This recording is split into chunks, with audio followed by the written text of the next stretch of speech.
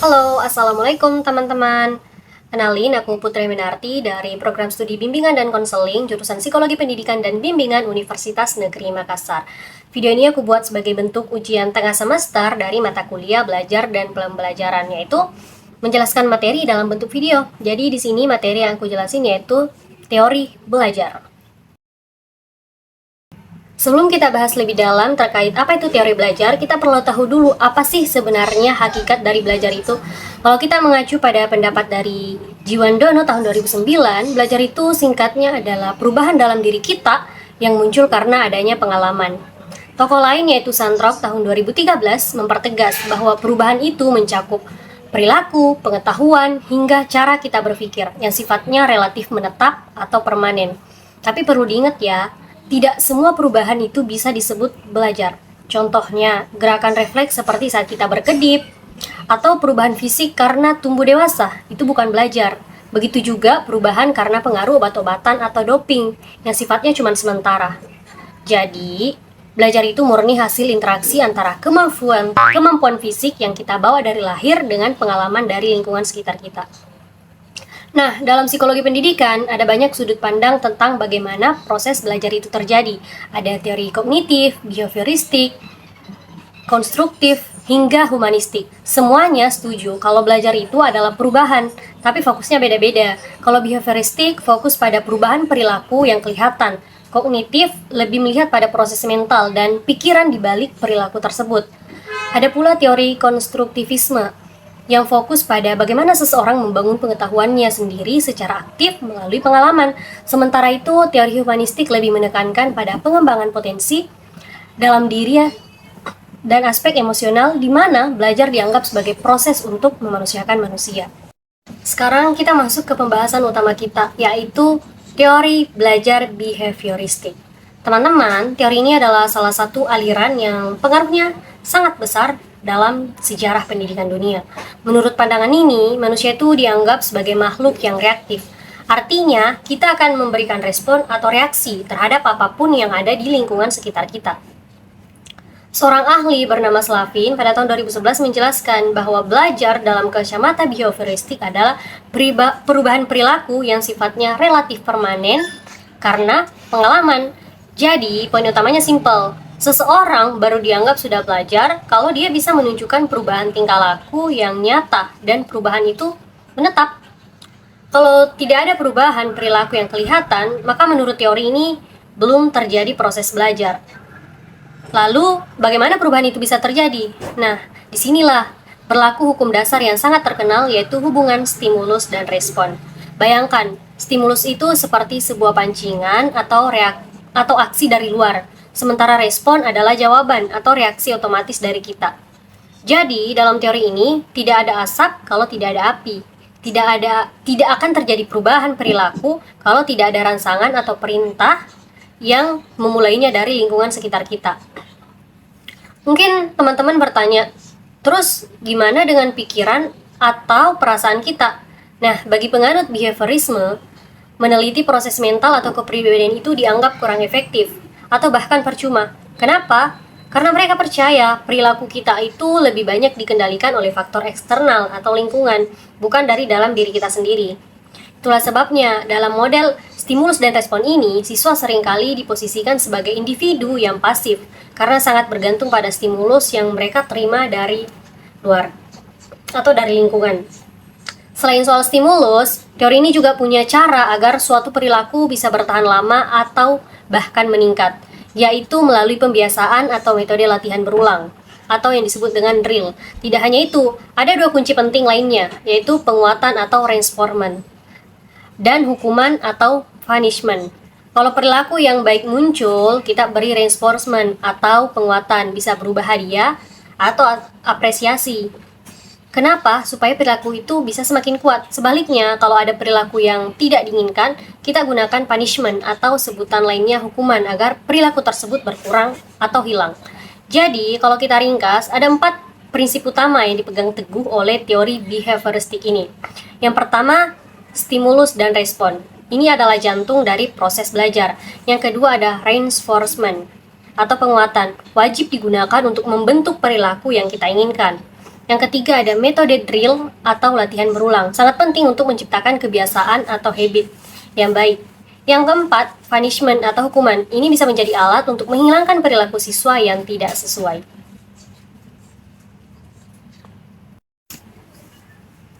Di dalam teori belajar behavioristik ini, ada beberapa tokoh yang mengemukakan teori behaviorisme klasik. Di antaranya ada Ivan Pavlov, John B. Watson, Edward Thorndike, dan B.F. Skinner. Namun di sini saya akan menjelaskan satu tokoh sebagai contoh, yakni Ivan Pavlov. Ivan Pavlov dengan teorinya yaitu classical conditioning. Sederhananya, teori ini menjelaskan bahwa makhluk hidup bisa belajar memberikan respon tertentu karena adanya asosiasi atau hubungan antara dua rangsangan yang terjadi secara berulang. Pavlov menemukan ini secara tidak sengaja saat melakukan penelitian pada sistem pencernaan anjing. Inti dari eksperimen Pavlov pada seekor anjing adalah proses memasangkan dua jenis rangsangan secara berulang agar muncul reaksi yang kita inginkan. Nah, untuk membuktikan ini, Pavlov melakukan eksperimen yang sangat terkenal menggunakan seekor anjing. Kenapa anjing? Karena menurut Pavlov, hewan punya insting dasar yang mirip dengan manusia. Dalam eksperimen ini, ada beberapa istilah penting yang perlu kita pahami. Yang pertama ada stimulus tak terkondisi. Ini adalah perangsang alami. Contohnya, sebuah daging. Secara alami, anjing pasti akan mengeluarkan air liur ketika melihat sebuah daging. Yang kedua, ada respon tak terkondisi. Ini adalah reaksi alaminya, yaitu keluarnya air liur. Yang ketiga, ada stimulus terkondisi. Ini awalnya adalah sesuatu yang netral, seperti bunyi bel. Awalnya, anjing tidak akan merasakan apa-apa saat mendengar bel. Yang ketiga, ada respon terkondisi. Ini adalah reaksi palsu atau hasil belajar, di mana anjing akhirnya mengeluarkan air liur hanya karena mendengar bel, meskipun dagingnya belum ada. Nah, bagaimana proses belajarnya terjadi? Pavlov melakukan eksperimen ini dalam 4 tahap. Yang awalnya, anjing hanya bereaksi pada daging, lalu Pavlov mencoba membunyikan bel, dan anjing diam saja. Nah, kuncinya ada pada tahap ketiga. Pavlov menyalakan lampu atau membunyikan bel. Lalu sesaat kemudian ia memberikan daging. Hal ini dilakukan secara berulang-ulang. Hasilnya di tahap terakhir hanya dengan mendengar suara belnya saja, anjing sudah mengeluarkan air liur karena dia sudah belajar mengasosiasikan bahwa saat mendengar bel atau saat bel dibunyikan, daging akan diberikan. Namun, Pavlov juga mengingatkan ada yang namanya penghapusan. Kalau bel terus dibunyikan tapi dagingnya tidak pernah diberikan lagi, lama-kelamaan si anjing ini tidak akan mengeluarkan air liur. Responnya hilang, tapi uniknya kalau suatu saat daging itu diberikan lagi, responnya bisa muncul kembali dengan cepat, yang disebut spontaneous recovery. Setelah kita membahas teori belajar behavioristik yang fokus pada perubahan perilaku, sekarang kita masuk ke teori belajar kognitif. Kalau behavioristik menganggap manusia seperti mesin yang hanya bereaksi terhadap stimulus, teori kognitif justru sebaliknya. Teori ini percaya bahwa belajar itu bukan hanya sekedar soal hubungan antara aksi dan reaksi, tapi jauh lebih kompleks karena melibatkan proses mental yang di dalam otak kita. Sederhananya, belajar menurut pandangan kognitif adalah proses internal yang mencakup ingatan, pengolahan informasi, emosi, dan aspek kejiwaan lainnya. Jadi, yang paling penting di sini bukan hanya apa yang kita lakukan, tapi apa yang kita pikirkan dan bagaimana kita mengalami sesuatu. Tokoh yang paling fenomenal dalam aliran ini adalah Jean Piaget. Menurut Piaget, anak-anak berkembang melalui tahapan-tahapan kognitif yang berbeda seiring bertambahnya usia. Piaget menyoroti bagaimana proses berpikir manusia berkembang secara bertahap, mulai dari hal-hal yang sifatnya konkret sampai hal-hal yang bersifat abstrak. Menurutnya, belajar itu bukan sekadar menambah jumlah informasi di otak kita, tapi tentang bagaimana kualitas berpikir kita berubah. Karena beliau percaya bahwa setiap orang sudah punya kotak-kotak pengetahuan di dalam kepalanya yang disebut dengan skema. Skema inilah yang menjadi kerangka berpikir kita saat melihat dunia. Nah, bagaimana proses belajar terjadi menurut Piaget? Belajar dimulai ketika ada informasi baru yang masuk, namun informasi itu tidak cocok dengan apa yang sudah kita ketahui sebelumnya. Kondisi bingung atau tidak seimbang ini disebut dengan disequilibrium. Rasa bingung inilah yang sebenarnya bagus, karena akan memicu rasa penasaran. Rasa penasaran kita untuk mencari tahu sesuatu lebih dalam. Nah, untuk mengatasi kebingungan tadi, otak kita melakukan proses adaptasi melalui dua cara. Yang pertama, asimilasi. Proses ini terjadi kalau informasi baru tersebut masih nyambung dengan pengetahuan lama kita. Jadi kita tinggal memasukkannya ke dalam kotak yang sudah ada untuk memperkaya pengetahuan tersebut. Contohnya, kamu sudah tahu tentang burung, lalu kamu melihat jenis burung yang baru. Di sini kamu tinggal memasukkan informasi burung itu ke kotak burung yang ada di otakmu. Yang kedua ada proses akomodasi. Terjadi ketika informasi baru yang kita ketahui ini benar-benar asing dan kita belum mempunyai kotaknya. Akhirnya otak kita harus bekerja ekstra untuk membuat kotak atau skema baru agar informasi tersebut bisa tersimpan. Contohnya, kamu terbiasa melihat burung yang terbang. Lalu suatu hari kamu melihat pinguin yang ternyata tidak bisa terbang. Karena pinguin sangat berbeda, otak kita membuat skema baru khusus untuk memahami bahwa ternyata ada jenis burung lain yang tidak bisa terbang. Next, ke teori yang ketiga yaitu belajar konstruktivisme. Apa sih itu konstruktivisme? Sederhananya, konstruktivisme memandang bahwa belajar bukan sekadar menghafal fakta, tapi sebuah proses di mana siswa harus secara aktif membangun atau mengonstruksi pengetahuannya sendiri. Menurut Simpson tahun 2001 dalam Moreno tahun 2010, pengetahuan ini lahir dari pengalaman pribadi kita saat berinteraksi dengan orang lain dan lingkungan. Jadi, belajar adalah usaha kita untuk memberi makna pada pengalaman tersebut. Proses ini melibatkan aspek sosiokultural, mulai dari interaksi langsung hingga faktor budaya dan sejarah di mana kita tinggal. Teori ini berakar dari pemikiran dua tokoh besar yaitu Jean Piaget dan Lev Vygotsky. Meskipun keduanya sama-sama konstruktivis, mereka punya sudut pandang yang berbeda. Nah, mari kita bedah satu persatu. Yang pertama dari Jean Piaget. Kita bahas konstruktivisme individual dari Jean Piaget. Beliau percaya bahwa manusia punya kecenderungan alami untuk mencari pemahaman saat berinteraksi dengan lingkungan fisik. Bagi Piaget, setiap individu sejak kecil sudah mampu membentuk pengetahuannya sendiri secara mandiri. Ada beberapa konsep kunci dari Piaget yang harus kita pahami. Yang paling pertama itu ada skema. Ini adalah struktur mental atau folder pengetahuan yang ada di dalam otak kita. Menurut Wordsworth tahun 1989, skema adalah alat intelektual untuk beradaptasi dengan lingkungan. Yang kedua ada asimilasi. Proses memasukkan informasi baru ke dalam skema yang sudah ada tanpa mengubah skema tersebut, melainkan hanya mengembangkannya. Yang ketiga ada akomodasi. Jika informasi baru yang kita terima tidak cocok dengan skema lama, otak kita akan melakukan akomodasi atau memodifikasi atau membuat skema baru agar informasi tersebut bisa diterima. Yang keempat ada equilibrium. Ini adalah kondisi setimbang antara asimilasi dan akomodasi. Belajar adalah perjalanan terus-menerus dari rasa bingung menuju pemahaman yang jernih melalui proses ekuilibrasi. Contoh nyatanya ada seekor anjing dan kucing. Bayangkan seorang anak punya skema awal bahwa anjing adalah hewan berkaki 4 di gambar buku. Saat ia melihat anjing asli yang menggonggong, ia bingung. Setelah dijelaskan ibunya, ia melakukan asimilasi dan folder anjing di otaknya jadi lebih lengkap. Namun saat melihat kucing yang memanjat pohon dan mengeong, ia bingung lagi karena ciri itu berbeda dengan anjing. Nah, disinilah terjadi akomodasi si anak yang membangun skema baru khusus untuk kucing. Selanjutnya teori dari Lev Vygotsky, yaitu konstruktivisme sosial. Berbeda dengan Piaget yang lebih fokus pada individu, Lev Vygotsky mengusung konstruktivisme sosial. Vygotsky meyakini bahwa pengetahuan dikonstruksi secara kolaboratif. Karena baginya, pembelajaran adalah proses sosiokultural interaksi antara aspek internal diri kita dengan aspek eksternal seperti guru, teman sebaya, dan budaya. Vygotsky memperkenalkan 3 prinsip penting. Yang pertama itu fungsi bahasa. Bahasa adalah alat utama perkembangan kognitif yang lahir dari interaksi sosial. Yang kedua ada Zone of Proximal Development atau ZPD. Ini adalah wilayah antara apa yang bisa dikerjakan anak secara mandiri atau perkembangan aktual dan apa yang bisa ia kerjakan dengan bantuan perkembangan potensial. Belajar paling efektif terjadi di dalam ZPD ini. Yang ketiga ada scaffolding.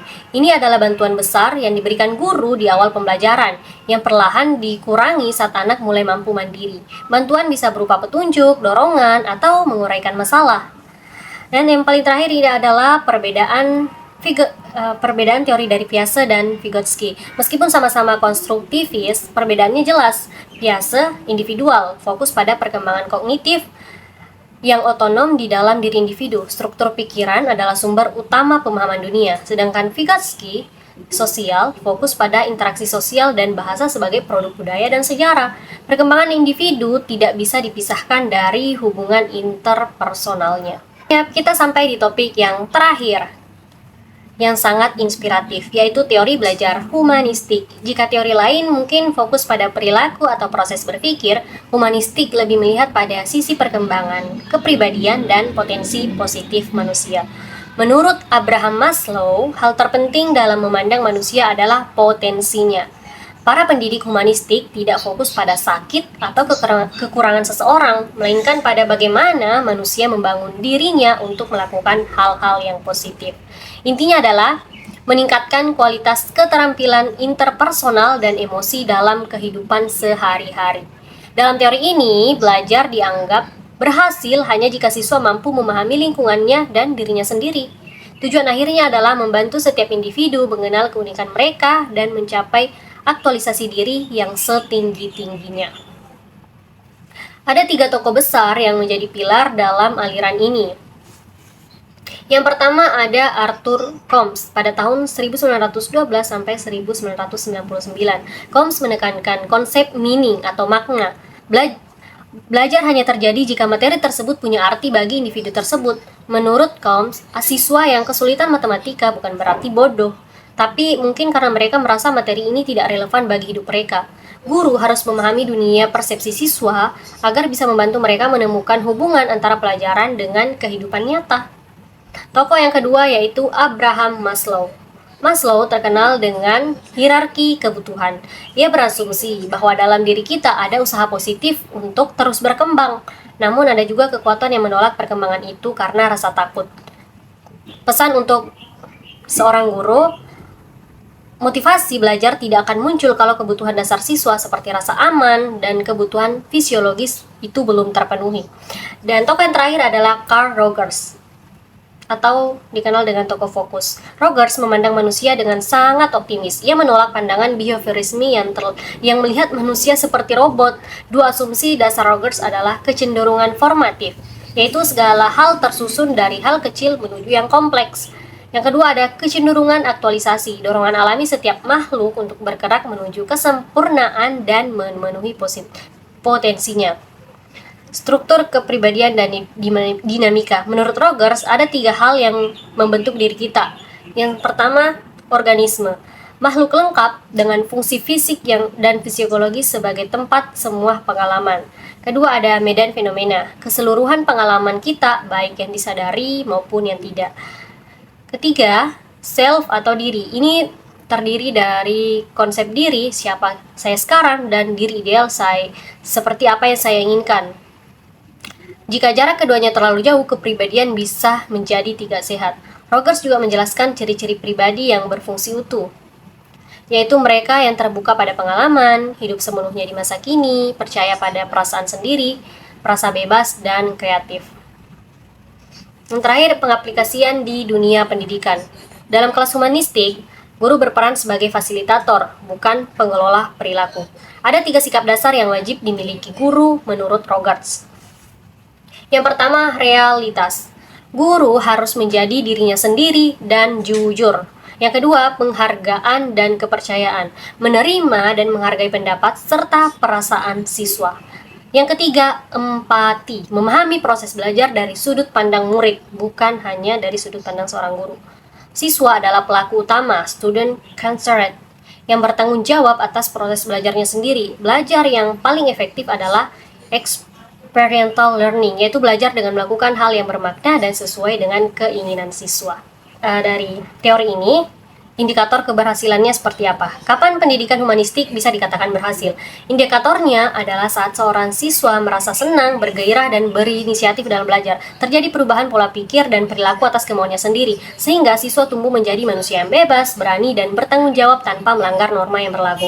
Seperti kata Rogers, belajar yang paling berguna di dunia modern ini adalah belajar mengenai proses belajar itu sendiri.